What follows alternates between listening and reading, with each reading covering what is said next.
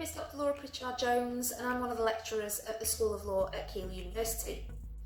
My main research interests lie in mental capacity law, adult safeguarding and adult social care law, and I'm also currently the Programme Director for the MA in Safeguarding Adults that we run at the School of Law at Keele. So these areas of law are particularly interesting at the moment as we have a number of developments on the horizon which are going to substantially alter the law in this area over the coming months. And I want to mention two of these in particular. So firstly, the Care Act 2014, as some of you will know, provides for an array of powers and duties on local authorities and adult social care teams to assess and to meet the needs of adults with requirements for care and support and their carers. But again, as I'm sure all of you will know by now, that at the moment we're in the midst of the coronavirus pandemic. And the Coronavirus Act 2020, which was passed by Parliament last month in response to the pandemic, allows local authorities to invoke a series of what are called easements to their social care obligations under the Care Act. Now, the Coronavirus Act will allow local authorities to depart from their obligations under the Care Act in a number of different circumstances, such as, for example, undertaking needs assessments, undertaking financial assessments, and meeting an adult or a carer's needs, as well as preparing care and support plans. Now, local authorities can only do this once they've notified the Department for Health and Social Care that they want to invoke these easements. But it does potentially have wide-ranging implications for adults with needs for care and support and their carers who may, for example, face delays in being assessed or in having their needs met. The second big change that we've got on the horizon is also that we're due to have wide-ranging legal changes to what are called the Deprecation of Liberty safeguards, or the DOLs as they become known.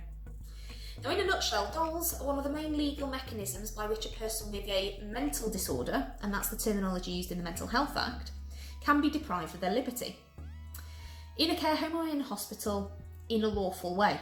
So, in effect, they can be deprived of their liberty in a manner that's compliant with Article 5 of the European Convention on Human Rights. Now, since they became law in 2007, the DOLs have been consistently criticised for being overly bureaucratic, for inadequately protecting the human rights of the individuals who may be deprived of their liberty.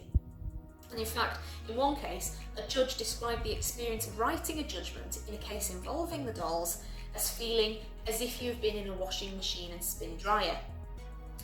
So because of these concerns, in 2015, the Law Commission issued a consultation into possibilities for reforming the safeguards. And this eventually culminated in the Mental Capacity Amendment Act 2019. Now, this Act provides a complete overhaul of the Deprecation of Liberty safeguards, and it replaces them instead with what are called the Liberty Protection Safeguards, or LPS. And among the changes that the LPS bring about is firstly an amendment as to where a deprivation of liberty can take place. So the LPS can be used to authorise a deprivation of liberty in areas and in locations broader than just care homes and hospitals, which is what the DOLs allowed for before. So the LPS can be used to authorise deprivation, for example, in a supported living, a shared lives, or a private and a domestic setting. Moreover, while the Deprecation of Liberty safeguards could only apply to adults over the age of 18, the LPS can also be used to authorise a deprivation of liberty for someone who is aged 16 and 17 as well. So the LPS bring in a wide-ranging number of changes to the Deprecation of Liberty safeguards, with a view to really addressing those concerns that DOLs are overly bureaucratic. So these two, the changes to the Care Act and the changes to the Deprecation of Liberty safeguards, are just two of the changes that have come about in the area of mental capacity and adult social care law in recent months. And it makes it a really exciting area of law to be researching and teaching at the moment.